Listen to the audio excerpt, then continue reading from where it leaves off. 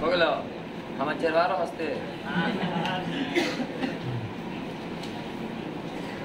चलो आज हम लोग पढ़ेंगे थर्मल इफेक्ट ऑफ करंट। पंखा बंद कीजिए, ध्यान सुनिए, हल्ला नहीं। थर्मल इफेक्ट ऑफ करंट, विद्युत धारा का उष्मीय प्रभाव। Thermal effect of current. इसके बाद एक लास्ट टॉपिक बचेगा हम लोग का केमिकल इफेक्ट ऑफ करंट। तो अपना अपना जीरोक्स लेकर रखना, पूरा पीछे वाला सोमवार से रिवीजन करा देंगे और तेजी में रिवीजन होगा। हो सके तो थोड़ा बहुत घर से पढ़ के आना। वीडियो लोड है, ये है, नहीं पता चलेगा हमसे पूछ लेना कहाँ लोड है। उसमें लिखा होगा प्लेलिस्ट में इलेक्ट्रोस्टैटिक 2 करके, वो लिखा होगा इलेक्ट्रोस्टैटिक नीट एंड जेई। उबला मत पढ़े लगना, 2 वर्ड डाला हुआ इलेक्ट्रोस्टैटिक, एक नीट एंड जेई करके, एक 12th करके। 12th वाला पढ़ेगा। क्या लेक्चर है? बताइए लेक्चर 37 जो भी है उसको हो सके थोड़ा बहुत पढ़ के आना, मोटा मोटी। बाकी हम लोग यहाँ पर बहस करेंगे, सब भेज समझाएगा। ध्यान सुन, थर्मल इफेक्ट ऑफ करंट का मतलब है विद्युत धारा का उष्मीय प्रभाव। पहला हम लोग को पढ़ना है जूल्स लॉ। कौन लॉ? Joules law. इसके बारे में दोबारा पढ़ाई हो रहा है, एक बार और पढ़ाई हो चुका है, जिसमें हम लोग पढ़ाए थे आपको हीटिंग इफेक्ट ऑफ करंट। पीछे पढ़ाए ना हीटिंग इफेक्ट ऑफ करंट। ऐसा पढ़ाया हुआ था कि मान लीजिए कि एक रेसिस्टेंस है, तार है, जिसका प्रतिरोध R है। इसको हम मान लिया जाए कि V वोल्ट के बैटरी से जोड़ रहे हैं। यहाँ पर माइनस और यहाँ पर प्लस, यहाँ से करंट चलना शुरू हुआ। मान लिया करंट कितना चला? I, तो I बराबर V बटे R। और कितना देर तक करंट चला? 30 सेकेंड तक। तो 30 सेकेंड में चार्ज बराबर करंट इंटू टाइम, सही कि नहीं? 30 सेकेंड में कितना चार्ज बहेगा? Current into time, current into time, सही कि नहीं? विद्युत धारा बराबर आवेश बटे समय, तो समय, तो चार्ज बराबर करंट इंटू टाइम, चार्ज बराबर करंट इंटू टाइम। तो यहाँ से Q चार्ज मतलब इधर निकला कि नहीं? हम बताते थे, समझो कि यहाँ से Q चार्ज आया और यहाँ Q चार्ज निकला। तो यहाँ पर वोल्टेज कितना मानते थे? 0। कितना मानते थे? इधर चार्ज गुने 0 कितना हुआ? 0। इधर चार्ज गुने भी कितना हुआ? V। तो बोलते थे कि देखो भाई, इधर एनर्जी 0 है, इधर एनर्जी Q भी है, तो बैटरी ने कितना काम किया? QV। तो हम लोग लिखते थे कि बर्डन बाई बैटरी बराबर QV। ये पीछे क्लास में करवाए हुए कि बैटरी ने कितना काम किया? QV। बर्डन बाई बैटरी बराबर होता है बैटरी का विभव का अंतर, जिसको हम भी बोलते हैं potential difference, into charge transfer, into charge transfer. कि बैटरी ने कितना चार्ज ट्रांसफर किया? 30 सेकंड में बैटरी ने कितना चार्ज ट्रांसफर किया? Q। तो बैटरी 30 सेकंड में कितना काम किया? QV। बैटरी ने 30 सेकंड में कितना काम किया? Q बराबर IT, Q बराबर और V गुना करो तो VIT, V बराबर IR, V बराबर V में IR से गुना करो, फिर I गुने T करो तो I स्क्वायर RT, सही है? या फिर पुट कर दो I बराबर V बटे R, तो V स्क्वायर बटे R स्क्वायर गुने RT बराबर V square by RT, V square by. हम आपको ये फॉर्मूला याद करवाए थे, E वाला याद करवाए, वो E याद करवाए, वो E याद करवाए। 4 फॉर्मूला बर्डन बाई बैटरी का, चारों देखिए कोना में लिखा हुआ होगा। थर्मल इफेक्ट ऑफ करंट के नीचे वाला पेज में जाइए, बायां साइड में लिखा हुआ होगा बर्डन बाई बैटरी बराबर QV, VIT, I square RT और V स्क्वायर बाई। इतना एनर्जी कौन दिया? बैटरी। बोले किसको दिया? रेसिस्टर को। किसको दिया? रेजिस्टेंस को। रेजिस्टेंस ने इस एनर्जी का क्या किया? अपने आप में मतलब क्या हुआ? हीट पैदा। उसके अंदर में क्या पैदा हुआ? उष्मा पैदा हुआ। इस एनर्जी को पाकर तार गर्म हुआ। एनर्जी कौन दिया? बैटरी। तो तार ने, रेजिस्टेंस ने इस एनर्जी को पा करके क्या किया? गर्म हुआ, हीट पैदा हुआ उसके अंदर में। तो हीट कितना पैदा हुआ? तो यही आंसर आएगा, है कि नहीं? जितना एनर्जी बैटरी दिया उतना एनर्जी तार लिया। तो बैटरी दिया एनर्जी कितना? बोले इतना ही। तार कितना एनर्जी लिया? बोले इतना ही। और एनर्जी तो कहीं गया नहीं, क्योंकि इस पूरे कहानी में बैटरी का रेजिस्टेंस के अलावा कोई दूसरा चीज और है ये नहीं है, तो एनर्जी जाएगा, सही कि नहीं? बैटरी का और तार है, तार का प्रतिरोध कितना है? R। बैटरी का बैटरी एनर्जी दिया, तार ने एनर्जी लिया, तार उस एनर्जी को लेकर गर्म हुआ, इसी को बोला हीटिंग इफेक्ट ऑफ करंट। तो बोले कि इसमें कितना उष्मा पैदा हुआ? बोले QV, VIT, I square RT और V स्क्वायर बाई जूल में। कौन सी में? जूल में। लेकिन जब भी हीट लिखा जाता है तो जनरली लिखा जाता है कैलोरी। हीट का मात्रक कैलोरी। इसलिए जब भी कभी पूछे कि हीट कितना हुआ तो QV या VIT या I²RT या V²/RT सब में भागा देंगे 4.2 से, तो क्या बन जाएगा? कैलोरी। क्या बन जाएगा ये? तो इतना कैलोरी बोला जा सकता है। इतना क्या बोल सकते हैं हम लोग? कैलोरी। उष्मा का मात्रक कैलोरी। वैसे जनरली ऐसा ही मात्रक क्या है? जूल। लेकिन जब भी कभी उष्मा के बारे में चर्चा हो तो हम लोग जूल नहीं लिखते हैं, क्या लिखते हैं? कैलोरी। यही हो गया हमारा हीटिंग इफेक्ट ऑफ करंट। थोड़ा सा चर्चा और कर लेते हैं जिसमें नहीं कराया गया, पीछे बार कराया गया था कि देखो भाई वर्क में टाइम से भागा देंगे तो पावर आएगा। वर्क में टाइम से भागा देंगे तो इसलिए पावर का फॉर्मूला VI I²R और V²/R। सही कि नहीं? I²R VI V²/R। T cut गया, टी कट गया, टी कट गया। पावर बराबर वर्क बाई टाइम। पावर बराबर वर्क बाई टाइम। तो वर्क का मान तो पता है ना भाई, VIT I²RT V²/RT। टी से टी सब कटेगा, बचेगा VI I²R V²/R। और डीपली बताए थे कि अगर कभी पैरेलल कॉम्बिनेशन में पावर का फॉर्मूला लगाना हो तो ई वाला लगाना, और सीरीज में लगाना हो तो ई वाला लगाना। बोले इससे क्या फायदा होगा? बोले सीरीज कॉम्बिनेशन में करंट का कांस्टेंट होता है। करंट क्या होता है? तो पी समानुपाती क्या होगा? पैरेलल कॉम्बिनेशन में वोल्टेज क्या होते हैं? पैरेलल में वोल्टेज क्या होते हैं? तो पी समानुपाती क्या होगा? 1/। इससे पता चलता है कि समानांतर क्रम में वो वाला तार का पावर ज्यादा होगा जिसका प्रतिरोध कम होगा, और सीरीज कॉम्बिनेशन में वो वाला तार का पावर ज्यादा होगा जिसका प्रतिरोध कम ज्यादा होगा। जिस बल्ब का प्रतिरोध ज्यादा होगा सीरीज कॉम्बिनेशन में ज्यादा लाइट देगा, और जिस बल्ब का प्रतिरोध कम होगा वो पैरेलल कॉम्बिनेशन में ज्यादा लाइट देगा। और फ्यूज होने का चांस भी किसका होता है? उसी का। जो ज्यादा लाइट दे रहा है फ्यूज होने का चांस।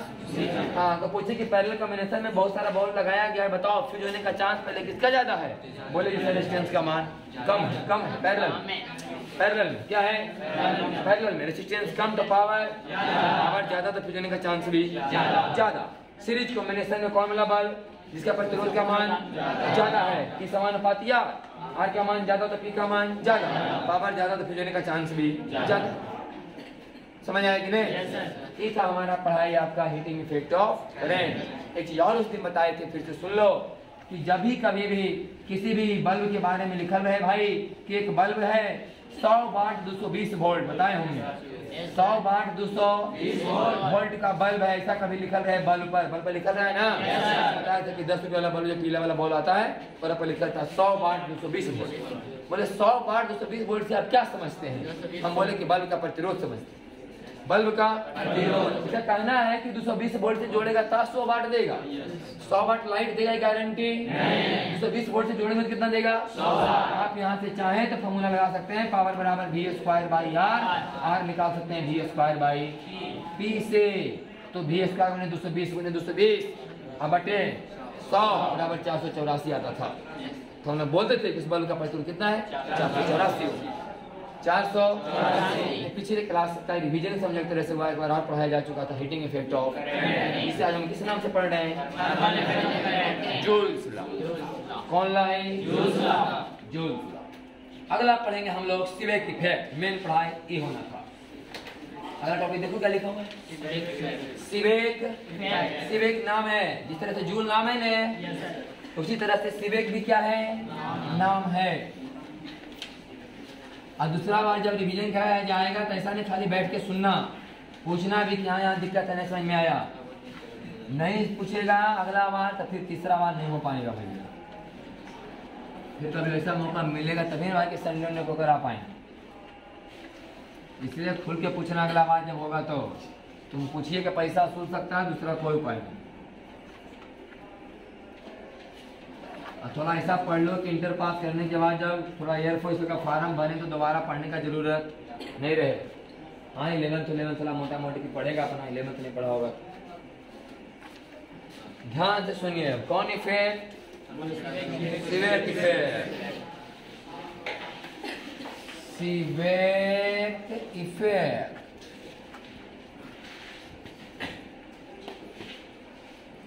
सीबेक नाम है। क्या है ये? तो हो गया सीबेक प्रभाव। क्या हो गया भैया? सीबेक प्रभाव, सीबेक इफेक्ट।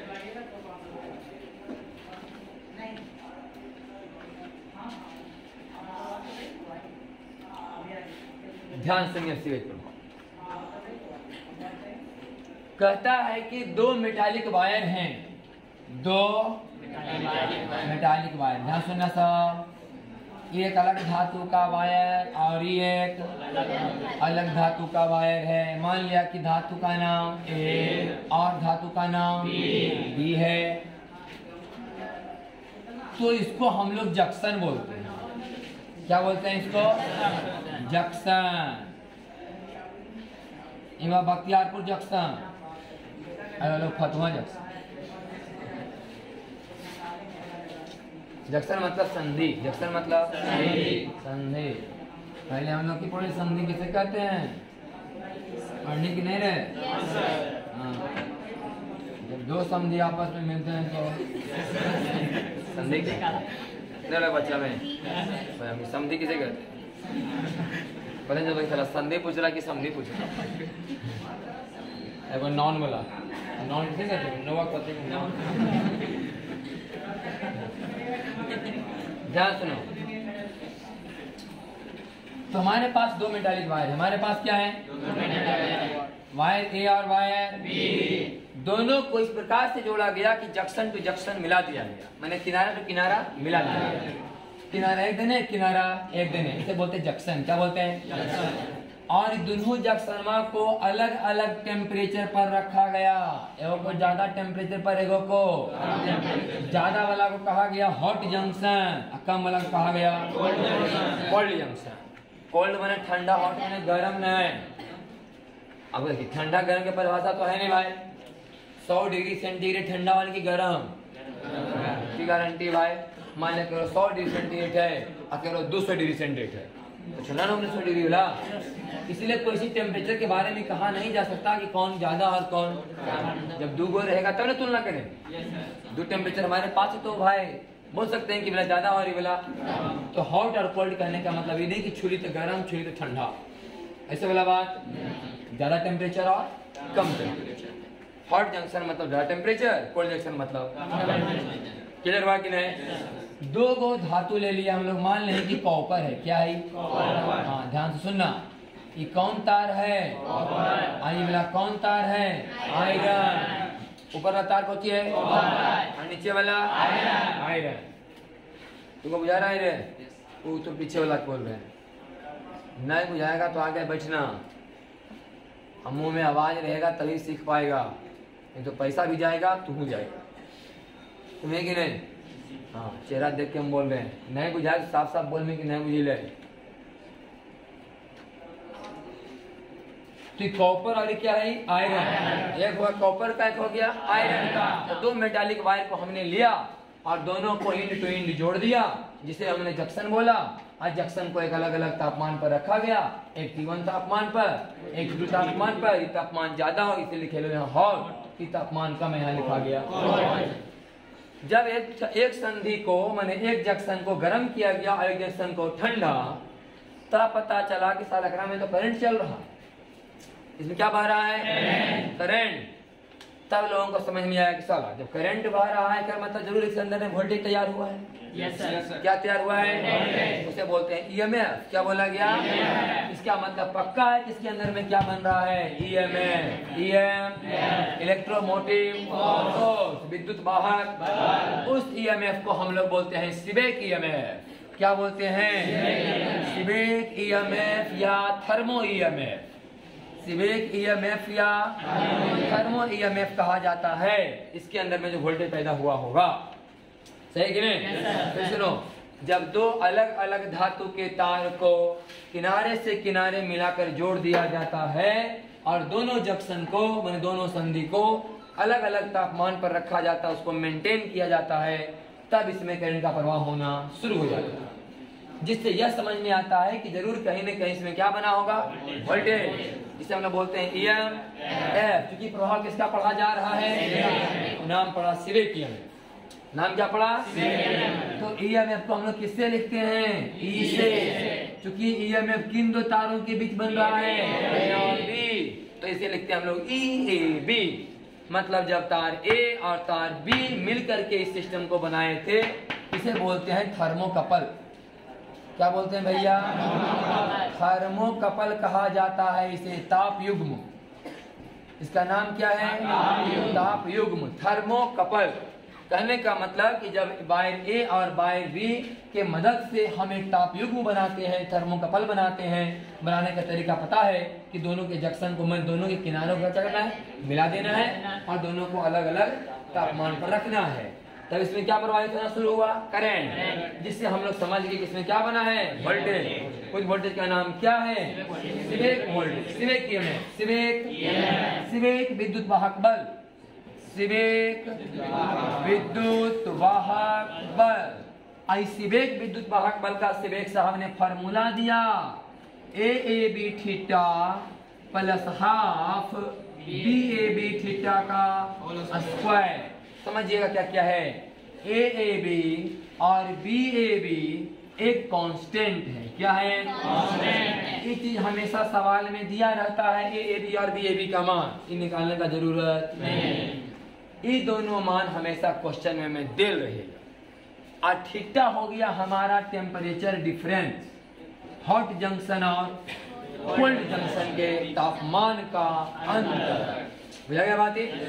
थीटा क्या है हम लोग का? टेम्परेचर डिफरेंस, तापमान में किस तापमान में किस तापमान घटाएंगे? Hot minus cold, hot minus hot junction का तापमान माइनस कोल्ड जंक्शन के तापमान को क्या बोला गया? थीटा। और ए बी और बी ए बी क्या है? मान हमेशा क्वेश्चन में दिया रहेगा। अगर आपके पास मैंने जब कभी आप लोग देखिएगा एससी वर्मा वाला किताब निकाल करके, उसमें एक चैप्टर होगा आपका थर्मल और केमिकल इफेक्ट ऑफ करंट करके, उसमें वो चार्टे है, पूरा का पूरा चार्ट बना हुआ है कि कौन कौन धातु का रहेगा तो ए का मान क्या होगा, किस धातु का रहेगा तो बी का मान क्या होगा, उसमें चार्ट बनाया हुआ है। इसलिए एससी बरौना सवाल में कभी मान दिया हुआ नहीं रहता, हम लोग पीछे चटवा को देख करके मानते कर लेते हैं कि और बी का मान कितना होगा, है कि नहीं? लेकिन यम करी में कोई चार्ट उठ दिया हुआ नहीं, तो हर एक क्वेश्चन में मनमाई दिल रहेगा। ए का और बी का, कौन है कौन बी? छोटा ए छोटा बी, छोटा ए और ई और तो तार के नाम मन लिखल है, हम ऐसे लिख सका लेकिन ईएमएफ कॉपर आयरन, ऐसे करी ना जी, ईएमएफ कॉपर आयरन बराबर ए कॉपर आयरन वाला और बी भी कॉपर आयरन वाला। तो नाम लिखल है कॉपर आयरन के लिए का मान इतना, कॉपर आयरन के लिए बी का मान लिखल है। सवाल बताएगा अपना। बाकी T1 T2 का मान दे रहे क्वेश्चन में, T2 माइनस T1 कर लेंगे, थीटा का मान निकल जाएगा, पुट पाट करेंगे, ईएमएफ का मान आ जाए। समझ कि नहीं? लिखने के लिए आता है सिर्फ एक प्रभाव, कोई क्वेश्चन उच्चन पर आता होता नहीं, लिखने के लिए आएगा। ध्यान सुनिएगा, यहाँ तक क्लियर हुआ कि नहीं? अब सवाल का जो मेन हिस्सा हम कराने जा रहे हैं उसमें लिखा हुआ नहीं, आप लोग थोड़ा बहुत यहाँ पर होगा लगेगा लिखने लगे लिख लीजिएगा। सुनिए, एक तो पता चला आपको कि इसमें करंट चल रहा है। Yes sir. करंट चल रहा है कि नहीं? Yes sir. अब सवाल है भाई वाह किसमें करंट करने से करने जा रहा है भाई, ऐसे चल रहा है अकी ऐसे चल रहा है कि नहीं? Yes sir. इसके लिए बहुत लंबा चौड़ा लिफाफा है, बहुत लंबा चौड़ा कहानी उसका, लेकिन हम आपको परीक्षा में एक एग्जाम्पल अच्छा से लिखने के लिए एक एग्जाम्पल बता रहे हैं। परीक्षा में लिखने के लिए एक एग्जाम्पल काफी है, 4 एग्जाम्पल थोड़ी देना परीक्षा में। तो याद रखना हॉट कॉफी, याद रखना सर हॉट कॉफी। इससे थोड़ा सी जान के कॉपर और आयरन का एग्जाम्पल लिए, दूसरा एलिमेंट का ले लेते तो हमको बहुत सारा याद करवाना पड़ता, ये बच्चों को याद रह जाता है। हॉट कॉफी मतलब कि गर्म जंक्शन पर, कहाँ पर? हाँ, हॉट जंक्शन पर करंट आ जाएगा, करने से करने कॉपर से आयरन के तरफ। याद रखने का तरीका है हॉट कॉफी माने हॉट जंक्शन पर करंट जाएगा कॉपर से आयरन, तो कोल्ड जंक्शन पर आयरन से, हाँ आयरन से। आपको अच्छा बुक पढ़िएगा साइड बुक, तभी मिलेगा लिखा हॉट कॉफी। जनरली थ्योरी क्या कहता है किताब की भाषा में समझिए, किताब की भाषा में समझाएगा कि ठंडा वाला पर करंट बन जाएगा आयरन से कॉपर के तरफ, तो याद करने में उतना मजा नहीं आता है, हम लोग उल्टा समझ के याद कर लेते हैं, बात उतनी हो गई। Yes sir. समझिए लिखिए, तो ठंडा जंक्शन पर इस पर ध्यान मत दो कि तो याद करने का ट्रिक बताया आपको, लेकिन समझना क्या, ध्यान से सुने। ठंडा संधि पर समझना है, मैंने गर्म वाला पर याद करने के लिए। तो ठंडा पर करंट किया आयरन से, आयरन से, तो इससे भरवा में फिर वो चार्ट मिलेगा, चार्ट लिखा हुआ है एकदम। उस चटवा में जब नाम सुनेगा ऊपर से नीचे तक, तो पहले मिलेगा आयरन, अब बाद में मिलेगा कॉपर। तो किताब कहता है कि वो जो चटवा दिल है एससी बरौना किताब में चार्ट लिखा हुआ है, उस चार्ट में जो नाम ऊपर में आएगा पहले और जो नाम बाद में आएगा, समझ जाना कि पहला वाला नाम से दूसरा वाला नाम की तरफ करंट आ जाएगा। कहाँ पर? गोल्ड पर। तो उस चटवा में पहले कौन मिलेगा? आयरन। जब चार्ट हम पढ़ेंगे उससे पहले क्या मिलेगा? आयरन। बाद में मिलेगा कॉपर। तो वहां पर ऐसे समझाया जाता है कि ठंडा जंक्शन पर पहले मिला था आयरन, तब मिला था कॉपर चार्ट में, इसलिए आयरन से कॉपर। और हम लोग उसको अच्छा साफ करने के लिए उल्टा कर लेते ताकि याद रह जाए। समझ आ रहा है बात? उस चार्ट को बोलते हैं थर्मो इलेक्ट्रिक सीरीज। क्या बोलते हैं उसे? थर्मो इलेक्ट्रिक सीरीज कहा जाता है उसे। क्या कहते हैं उसे? थर्मो। अच्छा, थर्मो मैंने की समझे? उष्मा। थर्मस देखा है ना? थर्मस से क्या काम है? उष्मा से रिलेटेड। थर्मस से क्या काम है? उष्मा से रिलेटेड। एक बार पानी भर के रख दें, दूध भर के रख दें, थोड़ा देर गर्म रख तो गर्म में रखो, उष्मा से रिलेटेड बात है कि नहीं? तो हो गए, हम लोग पढ़िए रहे उष्मा का बात और करंट का बात, दो को पढ़ रहे हैं ना। एक दिन उष्मा के बारे में पढ़ते, एक दिन करंट के बारे में पढ़ते हैं। तो हो गए थर्मो इलेक्ट्रिक सीरीज, नाम बोले कि नहीं? Thermo electric series. तो इस सीरीज में पहले कौन आता है? आयरन की कॉपर, और तब बाद में कॉपर। बहुत सारे नाम है, वो चार्ट हमको भी याद नहीं, ऊपर से नीचे लाइन बाई लाइन हम लोग किताब में लिखा मिल जाता है। बच्चा लोग हम लोग बोलते हैं किताब पलटिए भाई, देखिए पहले कौन नाम है, बाद में कौन नाम है। सुना कि नहीं? और एग्जाम्पल अगर हमको देना है, कभी मैंने 12th क्लास में लिखना है सिविक प्रभाव, एक एग्जाम्पल देना है, एग्जाम्पल हम बच्चा पर सिखाते हैं, दे देना। समझ है कि नहीं? याद करने में भी आसानी रहता है। तो एग्जाम्पल जरूर दीजिए, जब लिखिए सिविक प्रभाव की फिगर जरूर बनाइए, और कॉपर और क्या लीजिए? आयरन वाला, और तीर का निशान जरूर दिखाइए, ताकि उसे समझ में आ जाएगा कि नहीं बच्चों को नहीं पता है करंट किधर से किधर चलना चाहिए। बहुत बड़ा बात है पता करना, लेकिन तो हम लोग को नमा याद रह जाता है, तो जरिए हम लोग के लिए आसानी बात है। बस है कि नहीं? ये हम लोग का सिवेक प्रभाव लिखने के लिए आता है, और इसमें वोल्टेज निकालने के लिए आएंगे। क्या निकालने के लिए? वोल्टेज निकालने के लिए आता होता नहीं है। सिवेक प्रभाव सिर्फ लिखने के लिए आता है कि सिवेक प्रभाव क्या है। तो ये फिगर और ये वाला समीकरण लिखा जाना चाहिए। बाकी जो कहानी सुनाए कि जब दो मेटालिक वायर को, जब दो अलग अलग धातु के तार को किनारे से किनारे मिला कर उसके अलग अलग जंक्शन को अलग अलग तापमान पर रखा जाता है, तब उसमें क्या होता है? करंट प्रवाहित होना शुरू हो जाता है कि नहीं? जिससे हम लोग समझते हैं कि जरूर इसमें कहीं न कहीं वोल्टेज बना होगा। उस वोल्टेज को हम लोग सिवेक ईएमएफ कहते हैं या थर्मो ईएमएफ कहते हैं, और इस प्रभाव को सिवेक प्रभाव कहते हैं। इस प्रभाव को हम लोग सिवेक प्रभाव कहते हैं। बाकी वाला समीकरण खाली लिख देंगे हम लोग। इस सिवेक ईएमएफ बराबर इतना होता है जहाँ दोनों कांस्टेंट है, ये वाला तापमान का अंतर है, और इसमें करंट जाएगा कॉपर से आयरन। सही कि नहीं? आज पूरे सिस्टम को हम लोग क्या बोलते हैं? थर्मोकपल। थर्मोकपल क्लियर हुआ कि नहीं? तो ये सब बात खुद लिखो तुम, कॉपर आयरन हॉट कॉफी सब कर लो। गरम चाय पी लो सब, कॉफी ना सर? हाँ गरम कॉफी पी लो। हम लोग बिहार बोर्ड में नहीं हो, कॉफी कॉफी तो नहीं पी, चाय ताय पी लो बस।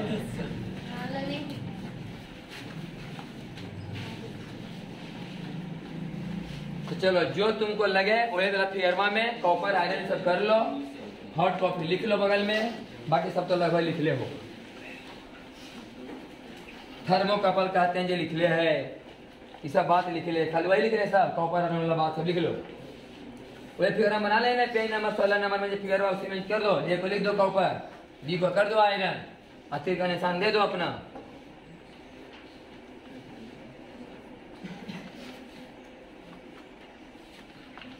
हो गया ने? अब पढ़ के सुनाते हैं पेज से। ये समझाए बुझाए सब पेज में लिखा है।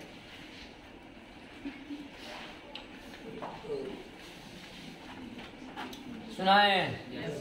चलिए देखिएगा, लिखा है सिविक प्रभाव में कि वेन टू मेटालिक रॉड, जब दो धातु का रॉड आर ज्वाइंट माने जोड़ दिया जाता है, एंड टू एंड माने किनारे से किनारे, एंड देयर जंक्शन और उसके संधि को मेंटेन किया जाता है एट डिफरेंट टेम्परेचर, अलग अलग तापमान पर मेंटेन करके रखा जाता है, then electric current flow through it, तब उससे विद्युत धारा प्रवाहित होना शुरू हो जाता है। लिखल है सो ईएमएफ मस्ट बी इंड्यूस्ड, इसका मतलब जरूर इसमें क्या बना है, ईएमएफ है कि नहीं, इसका मतलब ईएमएफ मस्ट बी इंड्यूस्ड, इसका मतलब जरूर ईएमएफ पैदा हुआ होगा। That EMF is called thermo EMF या Seebeck EMF, effect is called Seebeck effect, उस ईएमएफ को बोलते हैं सीबेक ईएमएफ और प्रभाव को बोलते हैं सीबेक प्रभाव। अब लिखा हुआ हिंदी में वही बात को भाई कि जब दो धातुई छड़ को किनारे से किनारे को मिलाकर जोड़ दिया जाता है और उसकी संधि को अलग अलग तापमान पर रखा जाता है तो उससे होकर विद्युत धारा प्रवाहित होती है। अतः विद्युत वाहक बल अवश्य उत्पन्न हुआ है, इस विद्युत वाहक बल को सीबेक विद्युत वाहक बल कहते हैं और इस प्रभाव को सीबेक प्रभाव कहा जाता है। क्लियर? लिखने के लिए आता है 2 से 3 नंबर में 12th क्लास में सीबेक प्रभाव क्या है। बाकी वोल्टेज के फॉर्मूला लिखा हुआ है कि ए और बी में बनने वाला ईएमएफ बराबर A B theta plus half B B theta का स्क्वायर, जहां ए बी और बी क्या है, constant. Theta is equal to temperature difference between hot and cold junction, माने गर्म और ठंडे संधि के तापमान का अंतर। क्लियर भाई? लिखने के लिए आता है कौन प्रभाव, सीबेक प्रभाव। कभी कभी लिखने के लिए आता है न्यूट्रल टेम्परेचर, है लिखा न्यूट्रल टेम्परेचर क्या है जरा सुनिएगा, पहले पढ़ के सुना देते हैं उसके बाद इस कहानी में आएंगे। इसी में है न्यूट्रल टेम्परेचर और इसी में है बगल में बात देखो लिखा है इन्वर्सन टेम्परेचर, है लिखा न्यूट्रल टेम्परेचर और कौन टेम्परेचर, इन्वर्सन टेम्परेचर। आज यहाँ तक खत्म कर देते हैं। तो पहले देखते हैं न्यूट्रल टेम्परेचर क्या लिखने के आता है, सीबेक प्रभाव आता है लिखने के लिए, नहीं तो न्यूट्रल टेम्परेचर भी कभी कभी आते हैं लिखने के लिए, नहीं तो क्या आएगा इन्वर्सन टेम्परेचर। ये सब सवाल आता है 12th में 2 नंबर 3 नंबर लिखने के लिए। तो न्यूट्रल टेम्परेचर क्या सुनिएगा, it is defined as that temperature of hot junction, माने गर्म संधि का वह तापमान, गर्म संधि का वह तापमान फॉर विच जिसके लिए EMF is maximum, EMF is maximum, माने ये जो वोल्टेज का मान है क्या होना चाहिए, सबसे ज्यादा होना चाहिए।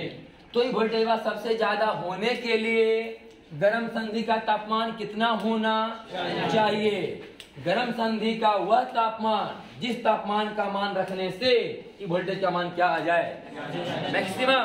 तो समझना वह टेम्परेचर क्या कहलाता है, न्यूट्रल टेम्परेचर। सारा बात it is defined as that temperature of hot junction, माने गर्म संधि का वह तापमान फॉर विच जिसके लिए EMF इज मैक्सिमम, माने वोल्टेज का मान क्या आ जाना चाहिए, ये वोल्टेज का मैक्सिमम आने के लिए इसका तापमान कितना होना चाहिए, वही तापमान कहलाएगा न्यूट्रल टेम्परेचर। नीचे लिखल है बाई कंसिडरिंग, है लिखल by temperature of cold junction is 0। कितना आसान काम हो गया है मेरा, ध्यान से सुनिए, बात का बहुत मतलब है।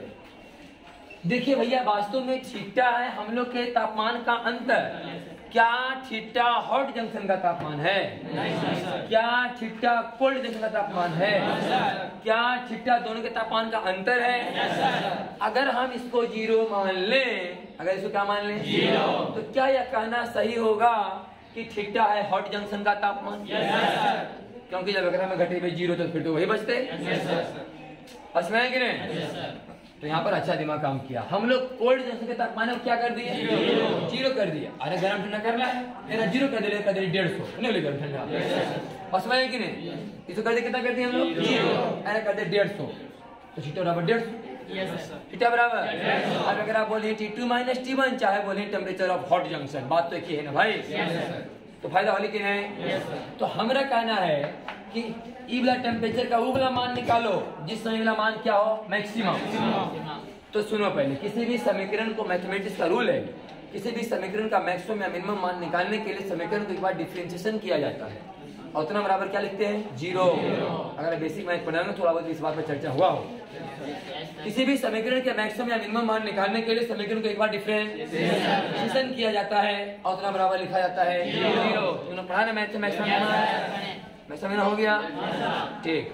तो किसी भी समीकरण के मैक्सिमम या मिनिमम मान निकालने के लिए उसको एक बार डिफरेंशिएशन करते हैं, उतना बराबर क्या लिखते हैं 0 और उसी को सॉल्व करके मान निकाल लेते हैं हम लोग। तो हम करने जा रहे हैं इसका डिफरेंस और बराबर 0 देखिए करने जा रहे हैं। तो हम इसका डिफरेंशिएशन करेंगे और क्या लिखेंगे 0। ध्यान से सुनना, ये ऐसे नहीं लिखा है जैसे लगाओ कि y बराबर 2x प्लस हाफ कुछ संख्या और x का स्क्वायर, लग रहा है कि नहीं।